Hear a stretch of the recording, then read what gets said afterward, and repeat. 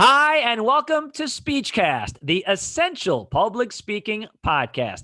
I'm Dave Azer, and thanks as always for joining me on this adventure where my goal is to help you fall in love with public speaking in all of its forms. And my guest today loves public speaking. He's an uber successful television host. You may know him as Pick Boy from Nickelodeon. He also hosted Figure It Out and Brain Surge on Nickelodeon, as well as ABC's game show 101 Ways to Leave a Game Show. It's Jeff Sutphen, and he has great stories about his time as Pick Boy and what it takes to be a super successful television host. And if you do enjoy the episode, please subscribe to the show. And if you do listen to us on Apple Podcasts, please leave a rating and a review. Can't wait to talk to Jeff. So without any further ado, it's time for this week's episode of Speechcast. This is Speechcast, the essential public speaking podcast. Get ready to own the room with your host, Dave Azer. Well, Jeff Sutphen, we go back half our lives. It's great to see you, my friend. How you doing? You know, things are good. I kind of can't wait to see what happens next. That's really kind of where I'm at, you know? At any point in time, zombies could be walking down the street, and it wouldn't even faze me at this point. I'd be like, yeah, okay, that seems about right. Yeah, you'd be like, do these zombies have COVID? Do I need to wear a mask? What do I do? Nobody told me about this. No, but yeah, this wasn't part of the plan, but hey, we'll roll with it. You know? Well, it's funny because for people who are listening to this and not watching it, you are doing this from your garage. So I feel like you're already prepared for the zombie COVID apocalypse. Yeah, if nothing else, they'll come in here and they'll marvel at all my stuff that I've stolen from Nickelodeon sets. And that'll give me enough time to plan my escape. So if you're not looking at this, Jeff has an homage to Nickelodeon behind him. Take us through all the fancy stuff you got there. Yeah. Homage to Nickelodeon. It's really more or less an homage to myself because you know me, I can't get enough of myself. No, what I did is I started getting into a habit of taking something from the set or something from the production that I could, keep as a keepsake.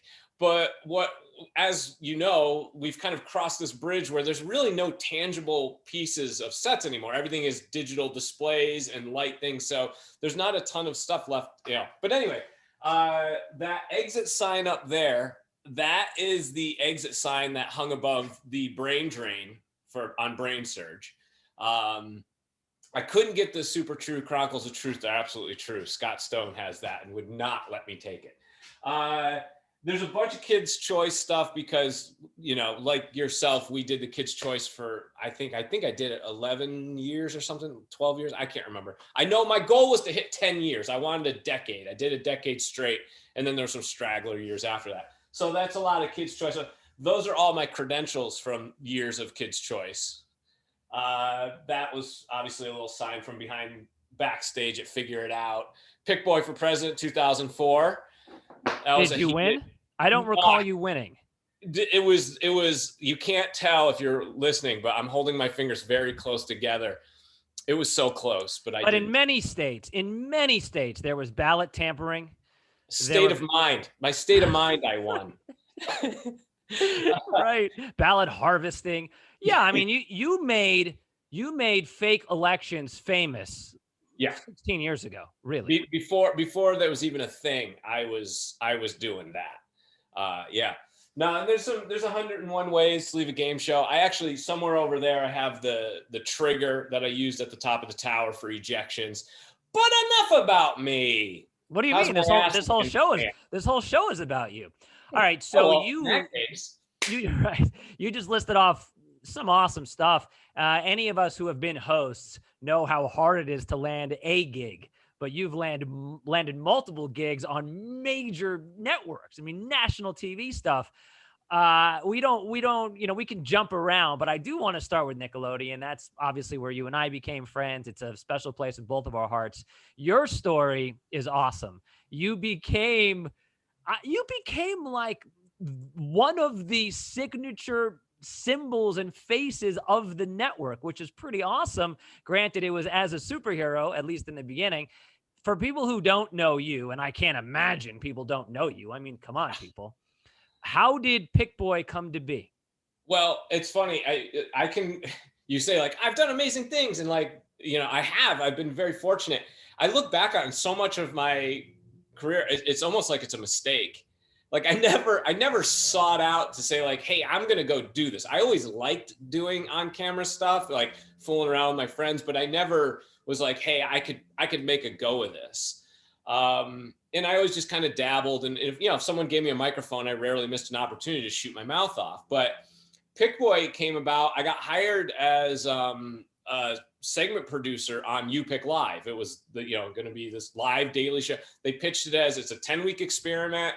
And it was, I didn't know what I was doing. It's the first time I ever worked at Nickelodeon. Antonio, who you had on your podcast a few weeks ago, that's when I met him. And so we were producing the show, getting it ready, we were about to go to air, and they said, hey, we got this. We want to do this like superhero called Pick Boy because the show is about picking. Would you want to do this? And I was like, yeah, honestly, like I have no problem being in a full body leotard. And like, you just threw that out there. Yeah. I mean, look, first, just so you know, I have no problem being in a full body leotard. I don't even care what the gig is. I'm going to do it. Yeah, well, and there is some truth to that because like all through my high school career, I was a cross country skier. So I was always in like the race suits. And then I was racing triathlons at the time. So I was always in like my weekends, I was always in spandex, like riding bikes and racing. So I was like, plus going out to the clubs at night too. Exactly. Yeah. I don't get into that side of it, but yes. So really Pick Boy came out of legality reasons because you couldn't have the hosts, Brent and Candace, pick kids because it was showing favoritism, and they couldn't read copy because that was an FCC rules, prize copy, because that was a rules and violation of whatever. So, that's how Pick Boy was born. And what happened was I was so busy with all the production stuff, I would literally like take off the headset, throw it on the clipboard, walk on set, the stage manager point to me, I walk out, I go, I pick you, what door do you want? The kid's like, number 5, I go, read that, I did it. And then like over the course of a few weeks, Brent and I, like as I walked on, we just started this, like, it was never scripted. It was like this little rivalry between us. Like I'd walk on, like shoot him a glare, and he would have like some snappy remark, and we would, and then they'd go, get to the picking. And once that started happening, we all just started realizing in the writers, like, hey, we can throw Pick Boy a joke and he can land a punchline. And that was really what happened. And, flash forward 15 years later, I was still climbing into a full body leotard and, at the Super Bowl again. And I've had some of my greatest life experiences in tights and a cape. But I think it's a great lesson for people listening who want to break into broadcasting. It doesn't matter how you get in the door. Who cares? Doesn't matter. Just matters that once you're in the door, that you just move forward at 100 miles per hour. It's funny. You're my 4th guest that I've had on this show, and everybody has had a similar story. Yeah, well, I started and they weren't really sure, and I kind of did some stuff, and then people like me, and then this happened. And my story too is kind of the same thing. I really think it's awesome. And talk about running with it. As you mentioned, Kids' Choice Awards for you, Super Bowl for you. Take me through Super Bowl Media Day, which is one of the coolest things that any host can do. My question is, from a hosting perspective, so there you are interviewing the great NFL stars. I mean, the upper echelon, A-list celebrities, but you're doing it in costume. And I wonder if for you, there was any insecurity, any feeling that you were silly, or if you just felt super comfortable. So I'll back you into it, and I don't even know if you know this story, but Pick Boy was never supposed to go to the Super Bowl. I don't know if you know that. No, I'm not. No, I don't. Okay, so what happened was at the time I was also doing the voice of the cow, because I would go to the movie junkets as the cow from You Pick Live, and I hated doing it. And everyone knew I hated doing it, but it would always get press. And so they said, we're going to send CBS takes over the Super Bowl. So we all went down to do the Super Bowl thing. And they said, we're going to send the cow to Media Day. So we want you to do it. And I was like, I don't want to do it. And I told Rich Berry, I'm like, I don't want to do it. And he's like, you have to do it. I was like, it's not going to work. Like I've been to like these sort of huge events like that, and you can't see inside that thing. It's going to be a train wreck. The morning of the media day, they're like, meet down in the production office. I meet down in the production office, and Rich Berry comes over to me and goes, you have your Pick Boy costume? I'm like, yeah, it's in my hotel room. And he goes, go get it. The cow costume's lost in the mail. Oh, that's great. So they're like, all right, we need to get him a credential. And so they're going through, they didn't have a credential for me. And so they're going through and they go, use this one. And they hand it to me. And it's this like 45-year-old bald guy with like a full beard. And his name was Nathan Nelson. And like, what a great superhero, like Clark Kent, Peter Parker, is Nathan Nelson. Right. It has the alliteration. A lot of these superheroes have that. Yeah. So I took the lanyard, spun it around, and I was like, well, look, the only way this is working is I have to go as Pick Boy. I can't go there and change. And that was always my approach on everything, was just, I'm committed 100%. And so I put the lanyard on backwards and tucked it down underneath my cape. So it was between my cape and my back so no one could see it. And then, like, did I have insecurities? No. It was just like, you got to walk in, you got to own the place. You have to know what your value is.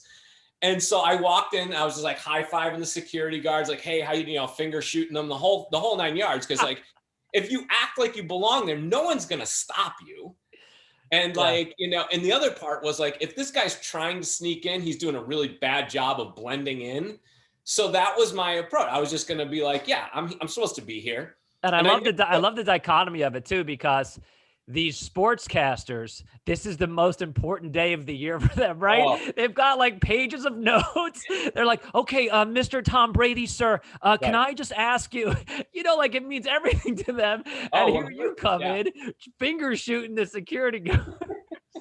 And that was the thing, is like, I take a lot of pride in this, because that's the next part of the story. Is I walked in and no one anticipated what happened. And what happened was I became the sideshow. And within seconds, I had just as many reporters around me, to the point where I couldn't move. And so the Nickelodeon press person was like, this is amazing. And then the producer that we were doing Nick Takes Over is like trying to pull me out, and the press person is trying to pull me back. So all of a sudden I had to do like this 2-job thing where I was giving interviews, but then I also was like, well, I still need to do my job and get the interviews. And so it was a tough balance. It all worked out. It became like this huge thing. And it got like, it was on the USA Today top fold front of the sports page. It was me standing there with I remember that. Yeah. I had this terrible haircut, because we had just done a whole thing on UPick Live about Pick Boy's haircut. And I let the kids pick my haircut, and it was off the rails. And it was super awesome, because like you said, everyone there, media day up until that point was exactly what you described. It was a big time thing. We got to find out all the details and get the very serious answers. And then I was in there going, who do you think is a better burper or farter, Celine Dion or Clay Aiken? Like, these are the questions I'm asking. Did you really ask that question? I think it was something like that. And it just became like this, like, just circuit. And every year from there on, I went back like the next year, and I ended up, again, I think I went to like a total of 8 or 9 Super Bowls. Me and Tom Brady are right up there. Yeah, he talks about you all the time. Yeah. I went to pretty much every Super Bowl he's been to. I was there. So far, he's like, yeah, you again. I mean, it became that sort of thing. But I think my favorite question that first Super Bowl, because it was Eagles Patriots, and Terrell Owens he was a big news story that year, because he had hurt his ankle, and the big thing was, is he going to play? Is he going to play? And so he was up in this seat, and I couldn't get anywhere near him. So I was like 8 or 9 people deep. And so I just kept yelling, T.O., T.O., T.O. And of course, like when you're in orange and green, you as soon as you catch the eye, you're like, I'm in. And that's all you needed to do. Like, that was a big part. I knew if I could just make eye contact, even if they don't want to talk to me, they're going to talk to me. And so as soon as I got his eye contact, I said, are you sick and tired of asking the same question over and over? And he goes, yes. And I said, but are you sick and tired of answering the same question over and over? And he just laughed and he goes, you're funny. And I'm like, and I'm fast too, or something stupid like that. And, but that was the thing. And so I never felt insecure because I was always happy to be doing what I was doing. I loved doing what I was doing. And my thing was, you guys are reporters. I'm a different type of reporter. You're here. Your audience wants to know about what defensive package you're going to run against the whatever. My audience wants to know, like, hey, when you're in the huddle, did anyone ever, fart? That's what my audience is. So like, I'm not making fun of you guys. I'm not making fun of this event. I'm just bringing, this event to my audience. Yeah, you're doing your job for your audience. And if people cover hard news, entertainment, sports, whatever, you're there to serve your audience. It's always about your audience. I want to go back. Stuart Scott hated me. Oh, did he? Okay, tell that story. So no, I was just, you could tell there were certain reporters that were like, that thought I was there to make a joke of it all. And especially when I kept coming back year after year. And it got to a point where Nickelodeon stopped sending me, but the NFL was calling Nickelodeon saying, can you send Pick Boy? And so like, I was there as a request of the NFL. Like Nickelodeon wasn't even sending me anymore. And then the NFL told me, they said, oh yeah, Sesame Street called. They wanted to send Big Bird, but we said, no, the only costume character that comes to Media Day is Pick Boy. Dude, you beat up Big Bird. Big Bird is an American icon. So that's enormous. It was, and it did get to a point where eventually, and it took some years, don't get me wrong, but the press corps, they all remembered me. So like, I'd be walking through the security line, while they're, and they'd be like, the camera guy from another crew, like look over, you're like, hey, Pick Boy, how many years is this for you? And I'm like, oh, I think this is like 5. He's like, yeah, it's my 7th. But like everybody started to know me and remember me. And it became like okay, you're here again. We know your thing. And I became kind of accepted. But you look at what Media Day is now today, and it's a circus. And that is 100% because of Pick Boy going in there and disrupting. I mean, I think there was ESPN, or there's some articles that were written about it that said, that Pick Boy, the institution of Pick Boy at the Super Bowl, has disrupted this thing. And again, you could have been resentful about that because it wasn't Jeff Sutphen, it was Pick Boy. It wasn't you wearing your clothes, it was you wearing a costume, but you've embraced it. When I look at actors who are known for a great role, or singers who are known for a great song, and they're bitter about it years later. I'm sure you've met celebs who don't want to talk about the thing that everybody knows them for. I think that's kind of, that's part of the gig. And I feel like this industry is super hard. And if there's anything that anyone knows you for, you should embrace that. I never thought I was going to be a kids TV host, but of all the things I've ever done, it's the Nickelodeon thing. I have no problem with that. I'm thrilled about that. I was always very aware of what I was doing. And maybe it's because my approach was so like through the back door that it wasn't the traditional, audition, grind it out for years. Like I got lucky. There's no question about it. I got lucky. But as you said, like, hey, once you get through the door, my thing was like, if you crack that door, I'm going to kick it in. And when I'm inside, it's going to take every bit of you to get me out of there. So like, just know that like, I'm coming in guns blazing. I'm always going to give it my all. But I loved doing Pick Boy. I think every boy growing up thinks at some point in time they can be a superhero. And so like, I always kind of looked at it as like, gee, I'm legitimately living this dream come true. I also took great pride in never revealing my true identity, even though I desperately wanted the general population to know that Jeff Sutphen is Pick Boy. I never admitted to it. I never took the mask off in public. Like if we were out on shoots, like on my lunch break, if we didn't have a plane, like I'd sit in the restaurant in full, never took anything off. Media Day, same thing, which was funny. That first Media Day, everyone was like, what's your name? I said, it's Pick Boy, 2 words, capital B, capital B, capital P, capital B. And they'd be like, no, what's your real name? And I was like, it's Pick Boy. Like, I don't know what to tell you. One guy from the Chicago Tribune, because I was like jam-packed in the circle, he saw the lanyard hanging underneath my cape, and he peeked down and he wrote down. So the next day, the Chicago Tribune said, "Pick Boy," also known as Nathan Nelson.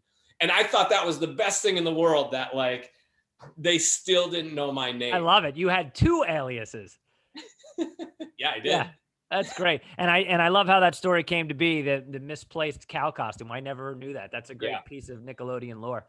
But it's also too, like you said, there was a certain where I was also maybe getting kind of the cold shoulder from the press, which didn't bother me because I was like, whatever. There were players who had kids who knew who I was. So like Mike Vrabel, who at the time was playing for the Patriots, I went over and I interviewed him, and we have this great conversation. He's like, "Oh man, it's so good to see you." He knew who I was because he had family members who watched me. So like immediately we chop it up. And as I'm walking, thanks man, high five. As I'm walking away, this other reporter comes in and she tries to be like all snarky. He's like, "What was it like being interviewed by that guy?" And he smacked her and he's like, "Listen, that's Pick Boy. He's a legend, and it's an honor to be." And it was like, I was all off camera, but it was like, I heard it as I was walking away, and I was like, that was super cool. That's so great, man. I wonder what you'd say to people listening or watching who are just starting out in terms of owning your confidence and embracing it. We've talked a little bit about it already, how you just had a job to do and you went at it 100 miles per hour, but obviously being on camera, being on stage causes anxiety in a ton of people. You put yourself out there, you were vulnerable, but you went 1,000 miles per hour at it. So if somebody wants to give a speech, wants to be a TV host, but they're nervous, they're insecure, what would you tell them? It's okay to be nervous. I think that's a big part of it, is like some of your best stuff comes from being nervous. I think it's great to have confidence, don't get me wrong, but I think you can, nerves can push you to a new level. Having confidence, for me, it was always, with Pick Boy, I was always so busy with 15 other things. I never looked at it as like, oh man, I was always thinking like what I had to do next. So like when it was like, "Hey, you're on," I was like, great. And my other thing too is like, if I ever goof up, there's always tomorrow. Like I had the luxury of live daily TV that I could always do it another day. And maybe that's not the best advice, because when you have one shot to give that big speech or whatever, but I think whether you're auditioning to be a host, or you are a host, or you got picked, or you are giving a presentation, you're there for a reason. They brought you in because of you and what you do and what you bring to the table. So there was one time in my career where I did get nervous. It was right before we were about to shoot the first shot of 101 Ways to Leave a Game Show. And I'm looking around.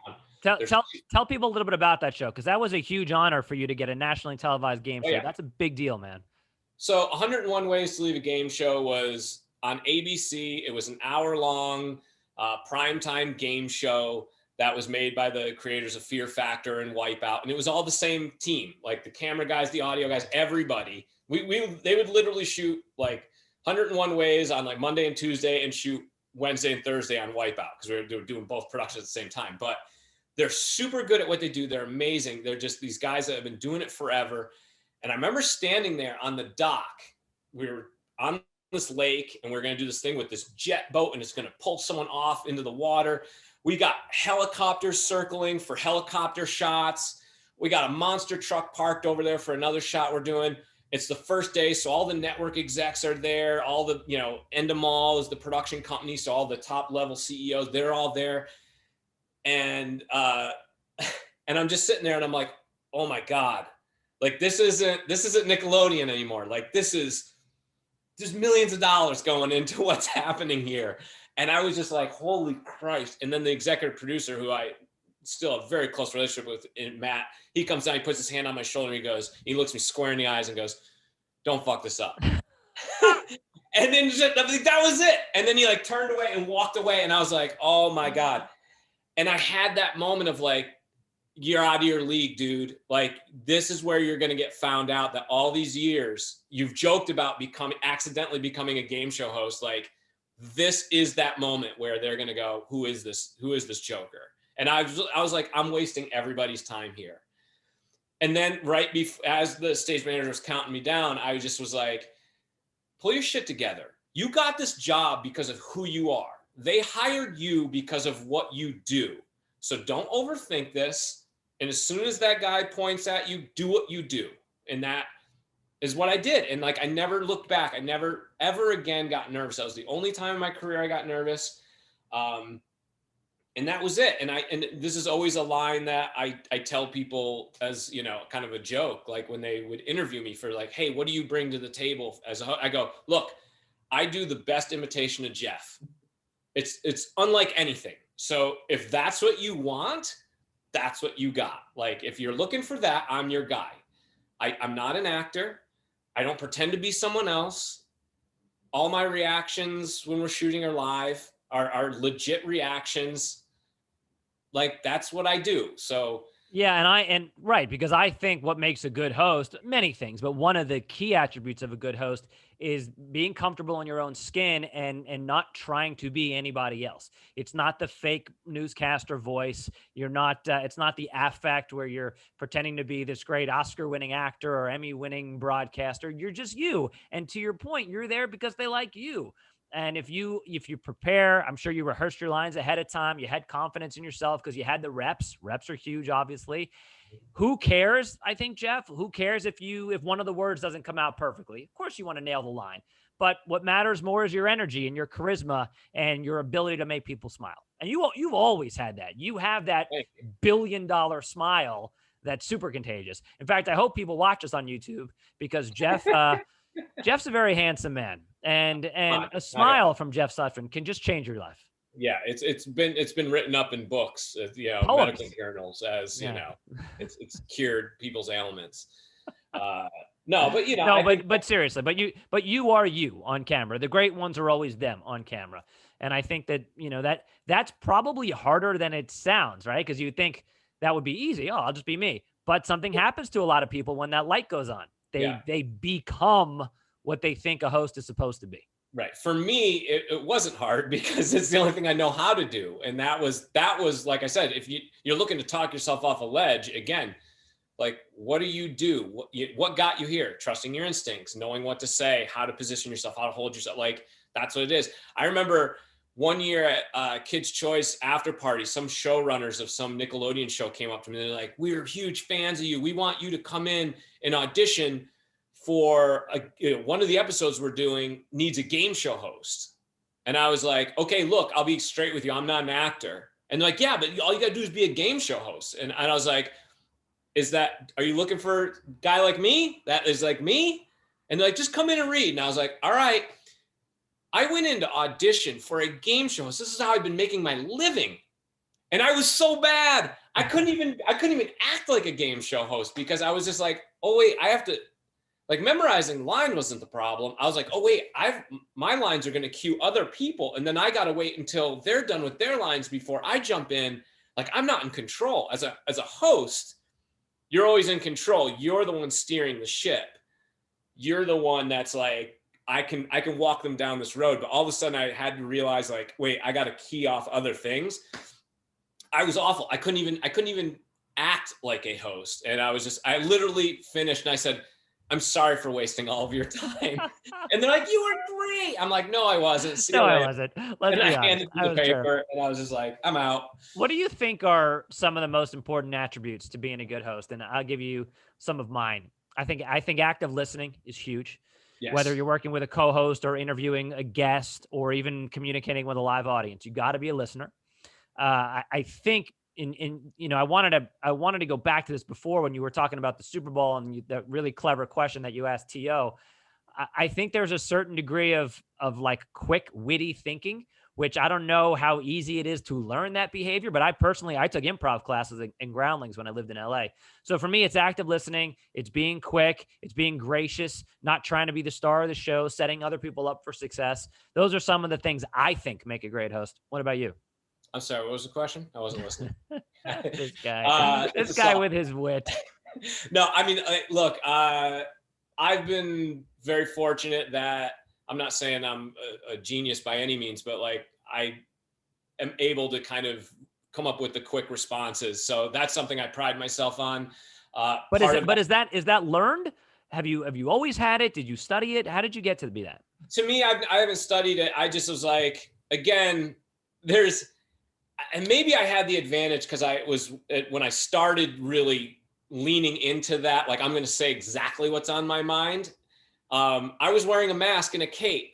So when you're in costume, you can get away with a lot more. Yeah, that's like a great no matter point. how insane it is. So I would say some really crazy stuff. And then once I realized, like, wait, that's my tone, that's my strength. When the mask came off, I was comfortable enough to still go, I'm going to shoot from the hip. Now, being able to shoot from the hip still means you need to do the prep work. And I think that's something, you and Antonio touched on is like, hey, be prepared, be prepared. And I remember someone said to me at one time, like I was going through all my stuff. He goes, well, I thought you're ad-libbing a lot. I'm like, I am, but you got to have the groundwork in so you can feel comfortable enough to do that. I think you hit the nail on the head though. Listening is so key, especially when you're interviewing. You watch so many people, like there are just nuggets that they give in an answer. And there's like, that's your follow-up question. That's a tee off to make that joke you wanted to make. And I got to a point where like, I'd have like a pocket full of stupid responses and jokes. Like, oh, if they say something like this, I can respond with that. If they say something like this, I can respond to that. So while they seemed witty and off the cuff, like I had them. And I could walk them down that path. And then I was just listening like, oh, if they say anything in that realm, I can pop them with that one. And I think that's a big part of it too, is that's where the preparation came in, is going, and then of course having to listen to make sure that they get to where you want to go. And probably a slight touch of acting / performance to be able to sell it too, to make it sound like it's not rehearsed, to make it sound spontaneous. And so much of that is the reps.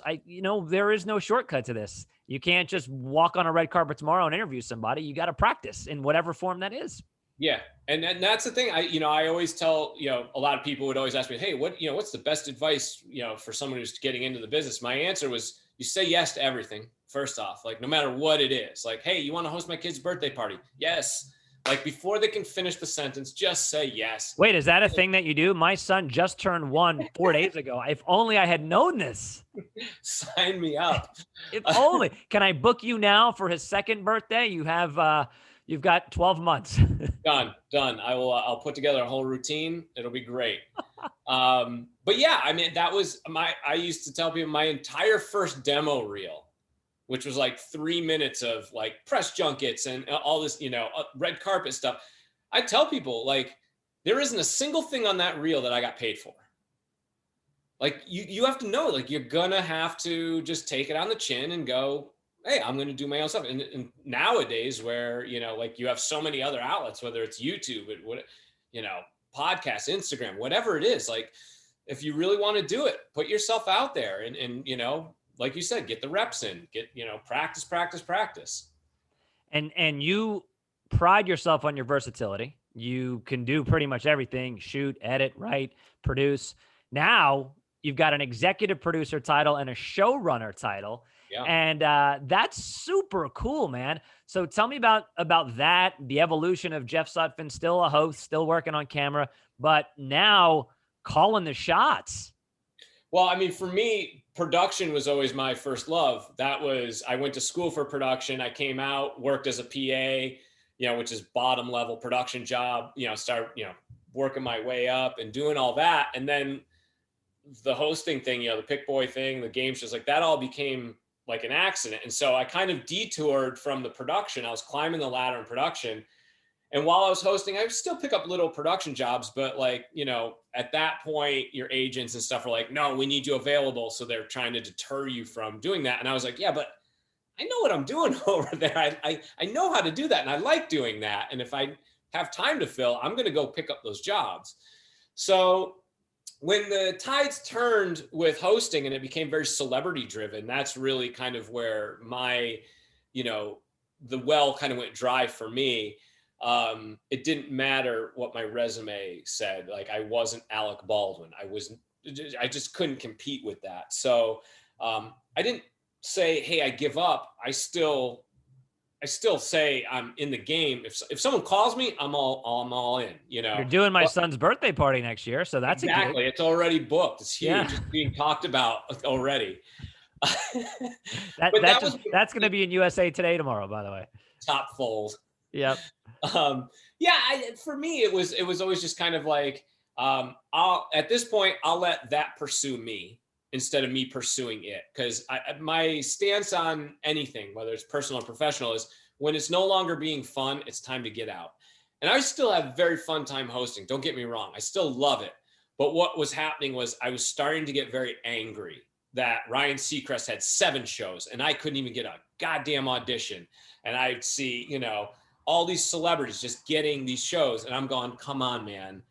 And so that's when I started going, I'm getting angry about it. And I don't want to be like that. So I really just shifted gears and put all my eggs back into the production basket and, you know, kept clawing and scratching. And now I'm very fortunate. I'm working with our old boss from Nickelodeon, used to be president of Nickelodeon, Albie Hecht, hired me to run Ryan's Mystery Playdate for Nick Jr., which is I think it's like the #1 preschool show. So it's awesome. It's fun. I'm having a great time. You know, in some ways it is still like hosting because I'll like all the stupid remarks that I want to say.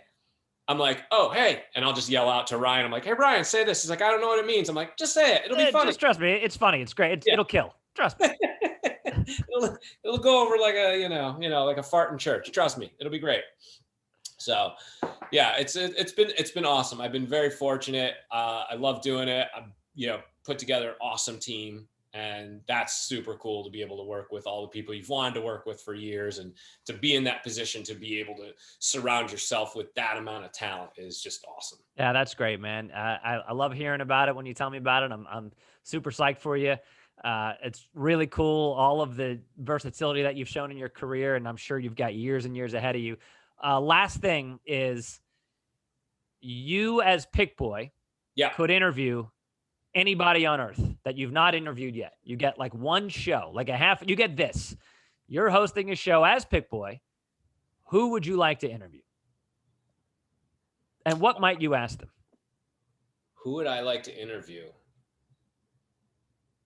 Man, I don't know if I've ever been asked that question. And it is a really like, how come you've never been asked that question as Pick Boy too?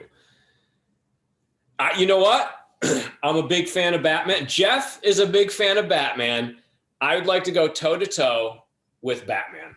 Love that. Pick Boy versus Batman in a no holds bar, full speed, high contact interview. And I'm sure it'll end up in some sort of push-up contest. Is it Christian Bale? Is it Michael Keaton? Does it matter who it is as long as it's Batman? I mean, if we're gonna go full tilt, it really technically should be Adam West, even though that's not something that can happen at this point. But yeah, I think if we can't, obviously we can't do Adam West. I would go with I think Christian Bale, because I think the very serious, hard-nosed Batman versus Pick Boy's insanity would be, oil and water. Except to your point earlier, if it ends up in a push-up contest, I don't like your odds.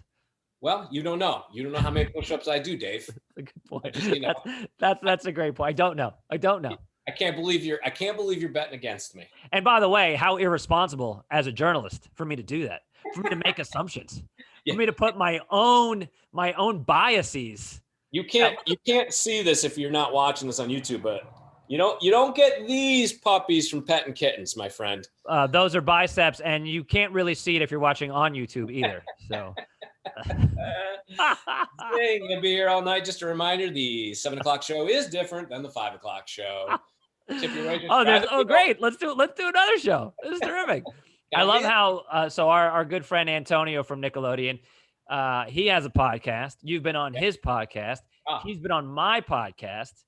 You've been on my podcast. I'm going to be on Antonio's podcast. So clearly you need a podcast, and Antonio and I need to be on your podcast. if I even knew how to spell podcast, I would totally be on board. But yeah, I'm leaving that up to the pros. You guys are the pros. I'm just, I did come into 2021 though, and I said to myself, New Year's resolution, I'm going to be the guest on as many podcasts as possible. I want to be the most interviewed podcast person. And I'm glad that I could do my part to help. Hey, it was my pleasure, honestly. Thank you so much for asking me. Of course. How can people find you? Do you want people to find you? Would you like for people to know where you are? That's why I got an invisibility cloak. I don't want to be seen. I guess I am a little bit on the social media, but you and I have had these epic discussions about how clearly I don't know what I'm doing on social media. 1380 is my handle. That's THOUSAND, the number 3, and then 80 spelled out. I know it's so easy to find me, and I get a lot of criticism for that, but it's a personal joke of why that is my handle. But even your energy, the way you're saying this right now, you've been like super happy and fired up this whole time, and then I say, how can people find you? And you're like, 1380, spelled out. I know. Look, you know what? I don't care if you find me. It's just find my work and enjoy my work. That's all I care about. Good. By the way, I'm actually crying right now. You've made me cry on my own podcast. Well done. Tears of joy. As long as it's tears of joy. I've made people cry for other reasons, which I don't take pride in that. So no, I'm happy. It's so good to see you, my friend. And it's good to be seen. Hey, man. Listen, we'll have you on again so you can achieve your goal of most podcasts in a year. That's my goal. And you call me, I'm there anytime. Good to see you, bud. So great talking with Jeff. Always makes me laugh and clearly sometimes even makes me cry. That'll do it for this week's episode of Speechcast. If you enjoyed it, please subscribe. And if you do subscribe to us on Apple Podcasts, please leave a rating and a review. I might even read the review on this show. We'll talk to you again next week. Have a great rest of your day and a great rest of your week. See you soon.